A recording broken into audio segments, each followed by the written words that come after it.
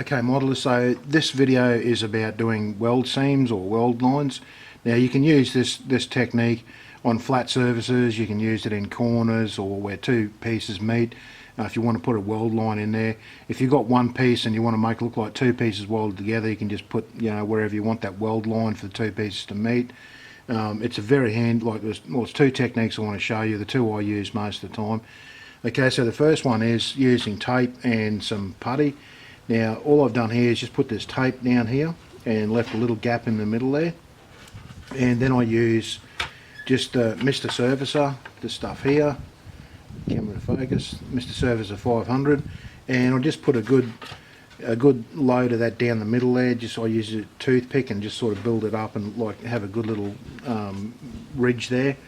And when it starts to dry, when it's not still real wet and it's not dried right out, I use a sharp blade to go along and just put little nicks in it, just sort of keep dabbing at it and really find little nicks.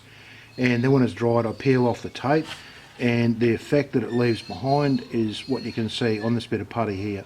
And as you can see, it looks like a bit of a weld seam. Once you paint over that, it will really look like weld.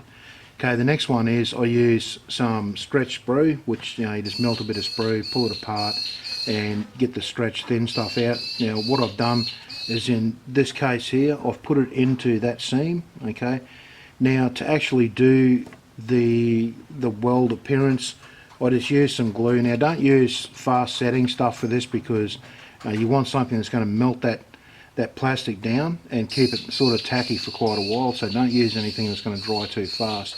So I just got some Tamiya extra thin cement here, okay, and I just put it on there like so.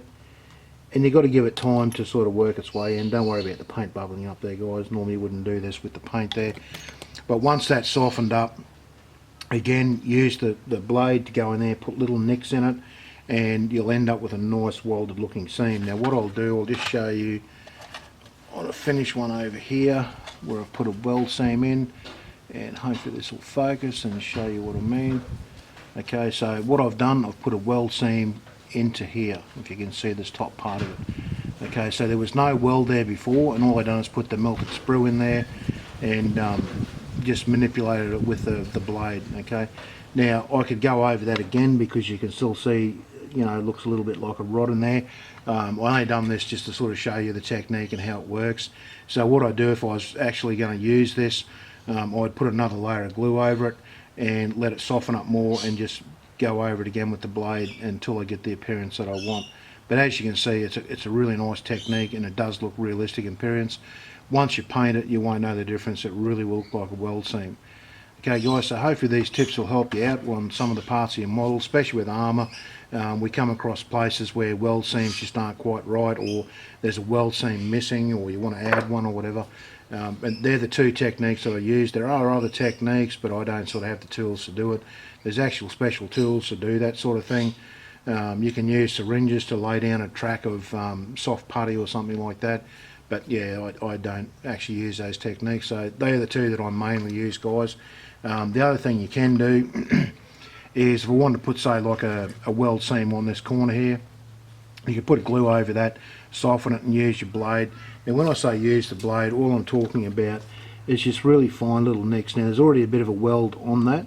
You can't really see it very well, so if you wanted to make it look, like more realistic and make it stand out more, just use a nice pointed blade, just dab and sort of slice a little bit. Okay, now hopefully you can see there's a bit of a difference there where I've done that with that blade.